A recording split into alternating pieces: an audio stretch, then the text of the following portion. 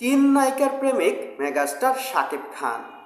একজন নয়, পর্দায় একসঙ্গে তিনজন নায়িকার সঙ্গে রোমান্সে মেতে উঠতে দেখা গেছে শাকিব খানকে।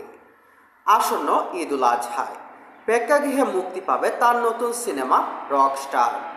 সিনেমাটির নতুন টিজারে শাকিব খানের সঙ্গে গ্ল্যামারের ঝলক দেখিয়েছেন সাবিনা নূর, মডেল অভিনেত্রী তানজে জামান মিথিলা এবং তার পাশে আছেন কলকাতার জনপ্রিয় অভিনেত্রী সুনিধি নায়েক।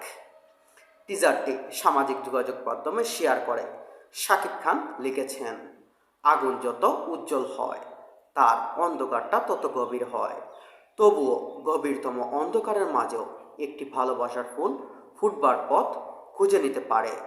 সাবিনা নূরের সঙ্গে Shakib Khan no one love me, অর্থাৎ কেউই আমাকে ভালোবাসে না গানের ব্যাকগ্রাউন্ডে স্কোয়ারে তৈরি একটি টিজারটি নেটিজেনদের মধ্যে বেশ সাড়া ফেলেছে।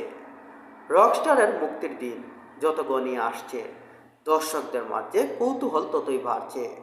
সম্প্রতি প্রকাশ পেয়েছে এই সিনেমার দ্বিতীয় টিজার, আর তাতেই রীতিমতো ঝড় তুলেছে শাকিব খান। ছবিতে শাকিব খানের আরেক নায়িকা মিথিলা।